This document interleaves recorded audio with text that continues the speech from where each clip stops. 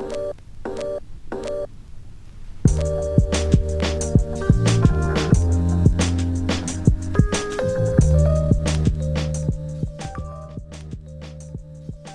beautiful people, I'm your host Chermlin, and you're listening to Between the Lines, a podcast that goes beneath the surface.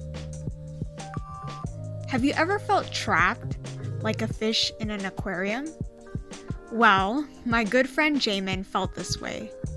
Jaemin is a guy who is unafraid of challenges and highly dependable. He carries this mindset in every aspect of his life, especially when it comes to serving God. And in today's episode, he'll be sharing how God rescued him. The next voice you'll hear is none other than Jaemin Kim. People used to call me Peter before conversion because I was a troublemaker.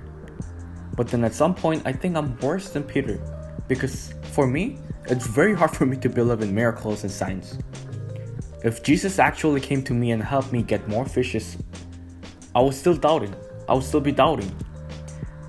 Like, I know God is able to do these things, but when I hear people's testimony about miracles or signs, I just cannot believe it. Like, it's so hard for me to actually believe it.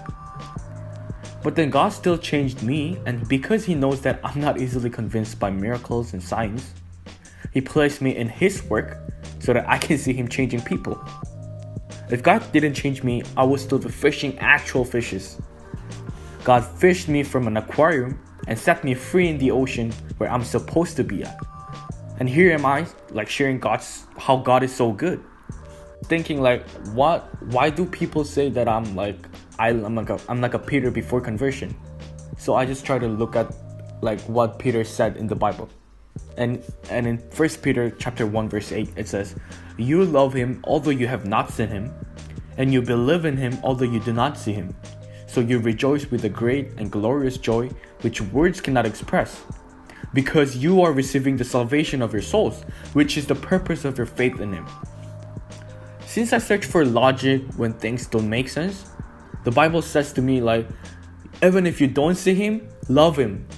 Even if you don't see him, believe in him, because I am receiving the salvation from him, which is already so enough for me to have faith in him. Also in chapter 2 verse 10 says, "At one time you were not God's people, but now you are his people. At one time you did not know God's mercy, but now you have received his mercy." I was a troublemaker, but then the fact that he's inviting the troublemaker to be his people, the fact that he's using the troublemaker to be part of his work, the fact that he died for the troublemaker to set free, it's literally him staying in a jail instead of this one serial killer who could just turn away from serving him at any moment. Like, he took that risk.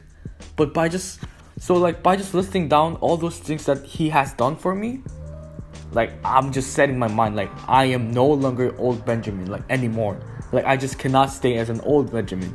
Like, I can't. Like, God literally took that risk, and I'm ready to take any kind of risk that is for him. Like, there are still many things that I have to change, I have to learn. Like, I'm not perfect, but then I'm for sure that I'm in the process of changing. I hope that the old Benjamin won't affect the way you see the new Benjamin. God is in the business of changing lives. And as I listen to your story, Jaemin, it's so crazy because God rescued you to rescue others. And every single time you see someone else being rescued and changed by him, where you see them giving their lives to Jesus, or see them grow a love for his word, or see them get involved more, that is a clear reminder of who God is and what he's done for you. Like, Jesus took the greatest risk by dying for us.